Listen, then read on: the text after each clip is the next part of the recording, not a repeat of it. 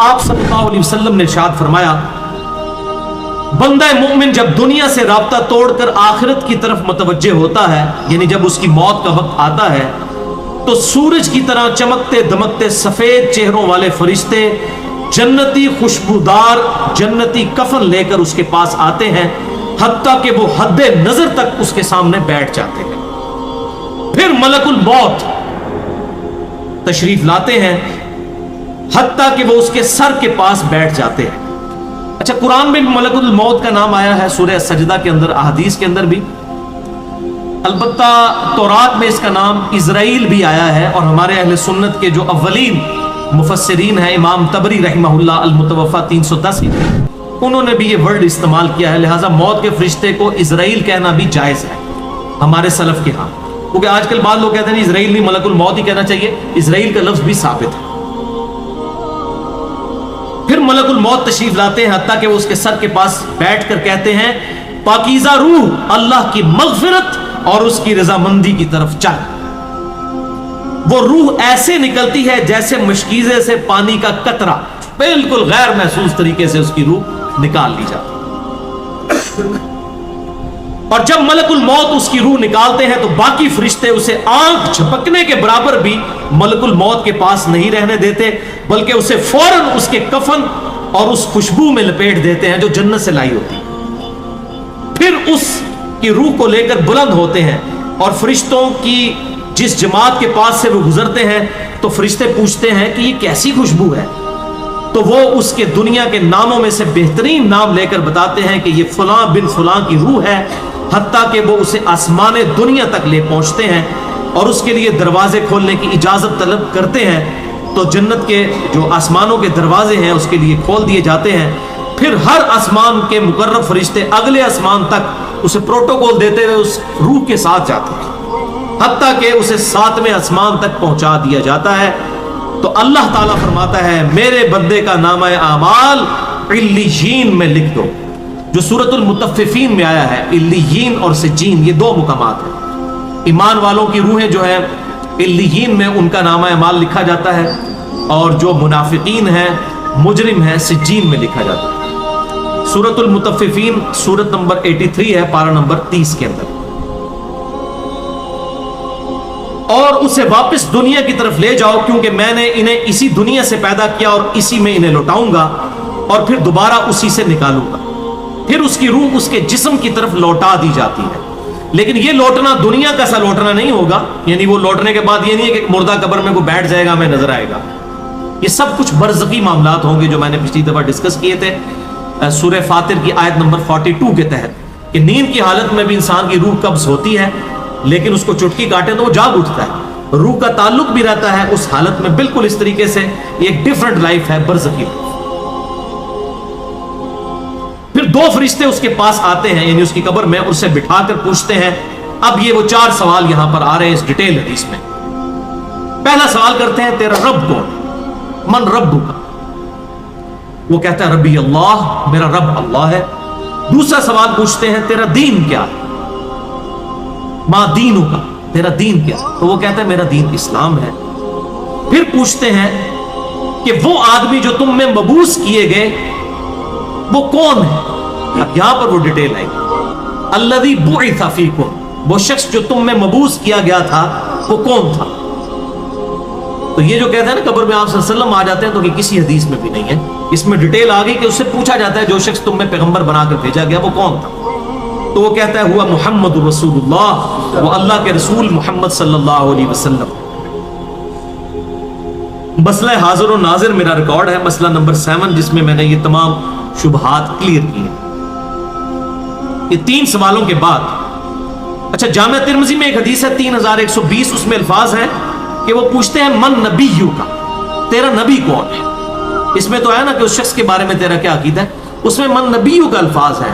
जामिया तिर्मिज़ी 3120। अच्छा, अल्लाह का शुक्र है कि ये नहीं पूछते तेरा फिरका कौन सा है, तू किस इमाम की तकलीद करता था, केड़ी मसीदी तू नमाज पढ़ता सा है। देख लो, कोई चीज नहीं। तेरा रब कौन है, तेरा दीन और नबी सल्लल्लाहु अलैहि वसल्लम। तो दुनिया में भी हम यही कहते हैं अल्लाह, रसूल, कुरान, यही बात है। तो कब्र के अंदर जाकर भी यही सवाल है। اب وہ جب 3 سوالوں کے جواب دیتا ہے تو فرشتے چوتھا سوال اس سے پوچھتے ہیں، جو میں نے قبر کا چوتھا سوال، مسئلہ نمبر 78، تمہیں کیسے پتا چلا؟ ان 3 سوالوں کے جواب تمہیں کیسے آئے؟ وہ کہتا ہے میں نے اللہ کی کتاب پڑھی تھی، میں اس کتاب پر ایمان لایا اور میں نے اس کے حق ہونے کی تصدیق۔ اللہ کی کتاب پڑھی ہوگی تو تصدیق کرے گا نا، اگر سنا کے سنی ہوگا تو کیا تصدیق کرے گا؟ ہاں، پڑھا کے سنی ہوگا تو تصدیق کر دے گا۔ پھر آسمان سے آواز آتی ہے میرے بندے نے سچ کہا، اس کے لیے جنتی بچھونا بچھا دو، اسے جنتی لباس پہنا دو اور اس کے لیے جنت کی طرف دروازہ کھول دو۔ قبر کے اندر ہی جنت کی طرف دروازہ کھول دو۔ یعنی آپ سمجھ لیں جس طرح یہ اب ٹچ سکرین موبائل رکھ کے اور جناب لیپ ٹاپ رکھ کے سامنے لوگ بیٹھے ہوتے ہیں نا، تو ایک دوسری دنیا میں چلے جاتے ہیں، تو جنت کا فزیکلی دروازہ کھول دیا جائے گا، اس کو جنت کی ہوائیں بھی، خوشبو بھی آئے گی اور انتظار وہ کرے گا۔ وہاں اسے ہوا کے جھونکے اور خوشبو بھی آتی ہوگی اور حد نظر تک اس کی قبر کو کشادہ کر دیا جائے گا۔ خوبصورت چہرے، خوبصورت لباس اور بہترین خوشبو والا ایک شخص اس کے پاس قبر میں آئے گا اور کہے گا اس چیز سے خوش ہو جا جو چیز تجھے خوش کر دے، یہ وہ دن ہے جس کا تجھ سے وعدہ کیا جاتا تھا۔ وہ شخص پوچھے گا کہ اے شخص تو کون ہے؟ تیرا چہرہ بھلائی لانے والا چہرہ ہے۔ وہ جواب دے گا میں تیرا عمل صالح ہوں، یعنی نیک عمال ایک خوبصورت انسان کی شکل میں اس کی قبر میں آ جائے گا۔ تو پھر وہ شخص کہے گا اے اللہ، اے میرے رب، جلدی کر، فوراً قیامت قائم فرما دے حتیٰ کہ میں اپنے اہل و عیال کی طرف چلا جاؤں۔ یعنی مومن کہے گا اللہ جلدی جلدی قیامت آئے، مجھے تو اینڈ رزلٹ نظر آ رہا ہے، مجھ سے انتظار نہیں ہوتا، فوراً قیامت آ جائے۔ ابھی سائملٹینیس کنٹراسٹ آنے والا ہے اس میں۔ جب کافر اور مجرم شخص دنیا سے جاتا ہے تو آپ صلی اللہ علیہ وسلم نے فرمایا سیاہ چہروں والے فرشتے بالوں سے بنا ہوا ایک کمبل لے کر آسمان سے نازل ہوتے ہیں اور حد نظر فاصلے تک اس کے سامنے بیٹھ جاتے ہیں۔ پھر ملک الموت، موت کا فرشتہ آتا ہے حتیٰ کہ اس کے سر کے پاس بیٹھ جاتا ہے اور کہتا ہے خبیث روح، اللہ کی ناراضگی کی طرف چل۔ وہ روح اس کے جسم میں پھیل جاتی ہے تو وہ ملک الموت اس طرح اسے کھینچتا ہے جیسے لوہے کی سلاخ کو گیلے اون میں سے کھینچا جاتا ہے، چھس کر کے۔ گرم سلاخ جو ہے وہ اونی کپڑے کے اندر، گیلے کے اندر ڈال کے یوں کھینچی جائے نا، اس طرح اس کے پورے جسم سے اس کی روح نکالی جاتی ہے۔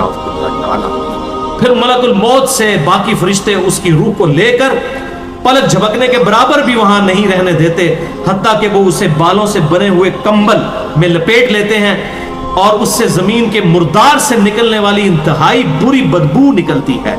وہ اسے لے کر اوپر چڑھتے ہیں تو وہ فرشتوں کی جس جماعت کے پاس سے گزرتے ہیں تو فرشتوں کی جماعتیں کہتی ہیں کیسی خبیث روح ہے۔ وہ کہتے ہیں یہ فلاں بن فلاں کی روح ہے، اور وہ اس کی دنیا کا انتہائی کبھی نام لے کر بتاتے ہیں حتیٰ کہ اسے آسمانی دنیا تک لے جایا جاتا ہے۔ اس کے لیے دروازے کھولنے کے لیے درخواست کی جاتی ہے تو آسمان کے دروازے اس کے لیے نہیں کھولے جاتے۔ پھر رسول اللہ صلی اللہ علیہ وسلم نے سورۃ الاعراف کی آیت پڑھی کہ ان کے لیے آسمانوں کے دروازے نہیں کھولے جائیں گے، وہ جنت میں داخل بھی نہیں ہوں گے حتیٰ کہ اونٹ سوئی کے سوراخ سے گزر جائیں گے۔ پھر اس کی روح اس کے جسم میں لوٹا دی جاتی ہے اور 2 فرشتے اس کے پاس آ کر اس سے پوچھتے ہیں تیرا رب کون ہے؟ اب اس سے بھی سوال ہوتا ہے۔ وہ حیرت زدہ ہو کر کہتا ہے ہائے افسوس، ہائے افسوس، میں نہیں جانتا، میں نہیں جانتا۔ پھر پوچھتے ہیں تیرا دین کیا ہے؟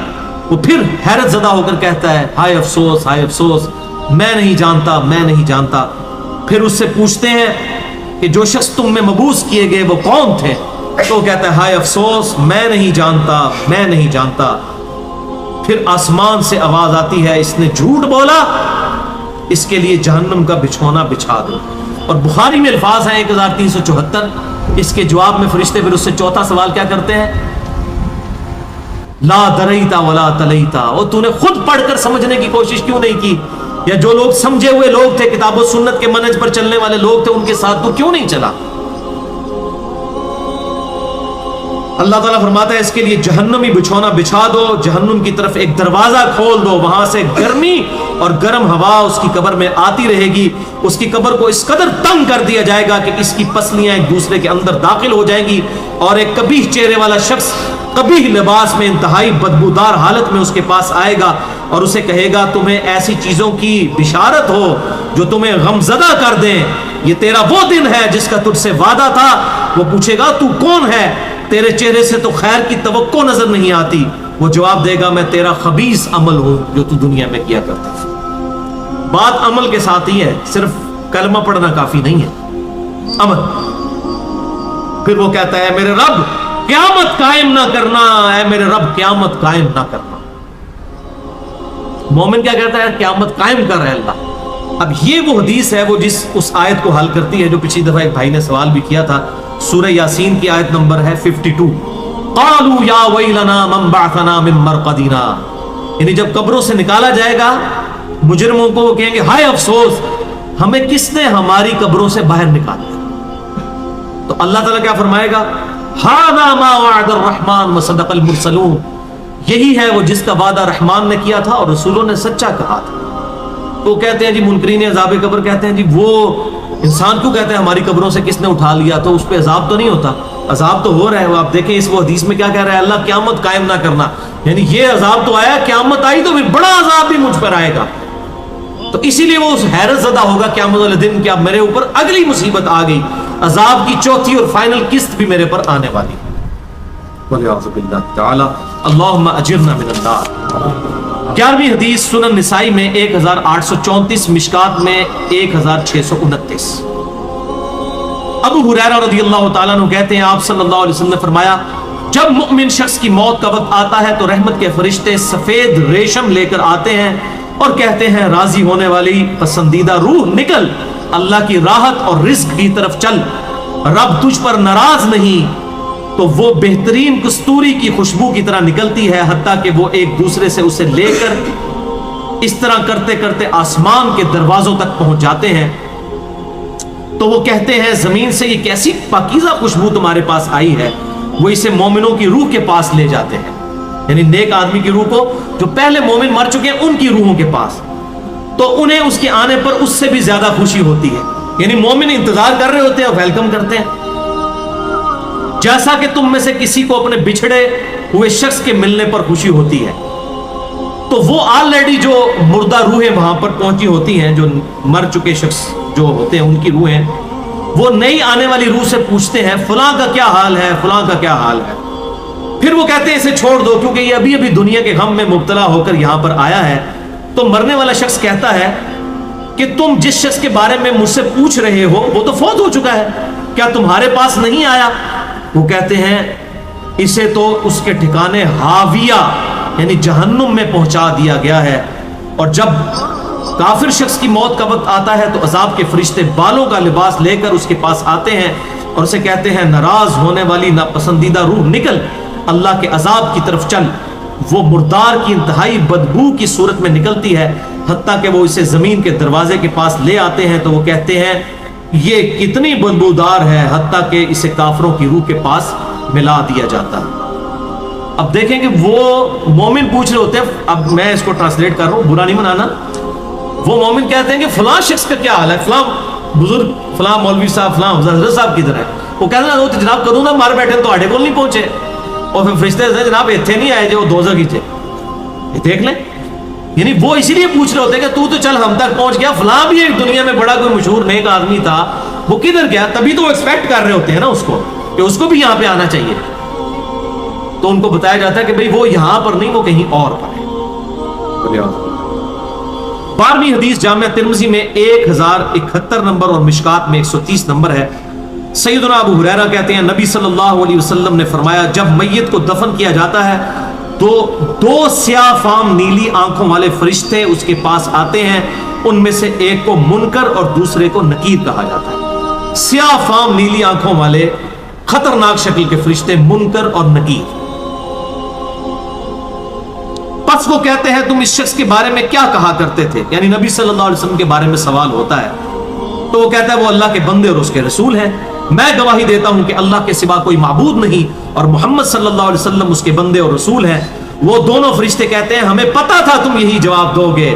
پھر اس کی قبر کو لمبائی اور چوڑائی میں 70 ہاتھ کشادہ کر دیا جاتا ہے. یہ 70 کہتے ہیں کثرت, حد نظر تک کشادہ کر دیا جاتا ہے. پھر اس کے لیے اس میں روشنی کر دی جاتی ہے. پھر اسے کہا جاتا ہے سو جا. وہ کہتا ہے میں اپنے گھر والوں کے پاس واپس جانا چاہتا ہوں تاکہ انہیں بتاؤں کہ میں کامیاب ہو گیا ہوں. لیکن وہ کہتے ہیں کہ تو دلہن کی طرح سو جا، جسے اس کے گھر کا عزیز ترین فرد ہی آ کر بیدار کرتا ہے، حتیٰ کہ اللہ تعالیٰ اسے اس کی خوابگاہ سے قیامت والے دن بیدار کرے گا، یعنی اسے لٹا دیا جائے گا، پھر اس پہ وہ کیفیت وہ جنت والی تاری رہے گی، پھر الٹیمیٹلی اللہ تعالیٰ اسے دوبارہ سے زندہ کرے گا۔ اور اگر وہ منافق ہوا تو وہ کہے گا میں نے لوگوں کو ایک بات کہتے ہوئے سنا تو میں بھی ویسے ہی کہا کرتا تھا، یعنی مجھے نہیں پتا، اللہ کی وہ گواہی نہیں دے سکے گا، رسول اللہ صلی اللہ علیہ وسلم کا اقرار نہیں کر سکے گا، میں کچھ نہیں جانتا۔ وہ فرشتے کہیں گے ہمیں پتا تھا تم یہی کہو گے، بس زمین سے کہا جاتا ہے اس پر تنگ ہو جا، وہ اس پر تنگ ہو جاتی ہے حتیٰ کہ اس کی ہڈیاں اور پسلیاں ایک طرف کی دوسری طرف آ جاتی ہیں، یوں بولے اعوذ باللہ تعالی، اور اسے مسلسل عذاب ہوتا رہے گا حتیٰ کہ اللہ اسے خوابگاہ سے دوبارہ زندہ کرے گا، یعنی قیامت تک اس پر وہ اس حالت میں عذاب رہے گا، ہمیں نظر نہیں آئے گا۔ جیسے سویا ہوا شخص ایک ڈراؤنا خواب دیکھتا ہے، وہ تکلیف محسوس کرتا ہے، پاس کھڑا شخص نہیں محسوس کر سکتا۔ اور سنن دارمی میں ایک حدیث ہے صحیح سند کے ساتھ، مشکات میں 134 نمبر ہے کہ آپ صلی اللہ علیہ وسلم نے فرمایا 99 اژدہے اس پر، 99 جو ہے خطرناک ڈینجرس قسم کے سانپ اس پر مسلط کر دیے جاتے ہیں جو قیامت تک اسے ڈستے رہتے ہیں، اور وہ اتنے خطرناک اژدہے ہیں، آپ صلی اللہ علیہ وسلم نے فرمایا کہ اگر ان میں سے کوئی ایک بھی دنیا پر اپنی پھنکار پھینک دے تو دنیا کی زمین کا بھی سبزہ نہ ہوگا، ایسا زہر ہے ان کے اندر۔ قل اعوذ باللہ تعالی اللہم اجرنا من النار، اللہم اجرنا من النار۔ یہ بھائیوں عذاب قبر کیمرے سے نہیں دیکھا جا سکتا، یہ اللہ تعالیٰ نے پردہ رکھا۔ 13ویں حدیث جامع ترمذی میں 2308، سنن ابن ماجہ میں 4267، مشکات میں 132۔ سیدنا عثمان غنی رضی اللہ تعالیٰ عنہ جب بھی کسی قبر کے پاس سے گزرتے تو اتنا روتے کہ ان کی داڑھی تر ہو جایا کرتی۔ ساتھیوں نے پوچھا حضرت جب دوزخ کا ذکر کرتے ہیں اس وقت تو آپ کی آنکھوں میں آنسو نہیں آتے، لیکن قبرستان آ کر آپ پر ایسی حالت کیوں طاری ہو جاتی ہے؟ تو سیدنا عثمان نے فرمایا کہ میں نے اپنے محبوب صلی اللہ علیہ وسلم سے سنا کہ بے شک قبر آخرت کی منزلوں میں سے پہلی منزل ہے، جو اس میں بچ گیا اگلی منزلیں اس کے لیے آسان ہوتی چلی جائیں گی، اور جسے یہاں پر مشکل درپیش ہوئی اس کی اگلی منزلیں اس سے بھی مشکل در مشکل ہوتی چلی جائیں گی۔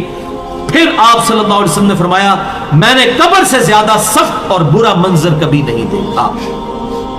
تو یہ حضرت عثمان غنی رضی اللہ تعالیٰ عنہ کی وہاں پر یہ حالت ہوتی، اور اس میں کیا الفاظ ہے؟ قبر آخرت کی منزلوں میں سے پہلی منزل ہے، لہذا یہ پرفیکٹ دعا ہے، اللہم ربنا آتینا فی الدنیا حسنہ وفی الآخرۃ حسنہ وقنا عذاب النار۔ یہ مولویوں نے جو اپنے بیچ میں جو ہے وہ انجینئرنگ کرنے کی کوشش کی ہے، وقنا عذاب القبری، وقنا عذاب الحشری، یہ جو بدعت داخل کی ہے اس کی ضرورت ہی نہیں ہے، کیونکہ عذاب قبر بھی اس میں داخل ہے۔ اس میں الفاظ آپ نے دیکھ لیے کیا ہے، قبر آخرت کی منزلوں میں سے پہلی منزل ہے، تو وقنا عذاب القبری وقنا عذاب الحشری کہنے کی ضرورت ہی نہیں ہے۔ ربنا آتینا فی الدنیا حسنہ وفی الآخرۃ حسنۃ وقنا عذاب النار۔ اس سے یہ بھی بات پتہ چل گئی کہ قبرستان جانے کا مقصد ہے آخرت کی یاد، جو صحیح مسلم میں حدیث ہے 2259 کہ قبروں پہ جایا کرو تاکہ آخرت کی یاد آئے۔ تو سیدنا عثمان بھی دیکھیں قبرستان جا کر وہاں پر آخرت کی یاد کے لیے جایا کرتے تھے، اور یہ حقیقت بات ہے قبرستان جانے سے ہی انسان کا قبلہ درست ہوتا ہے۔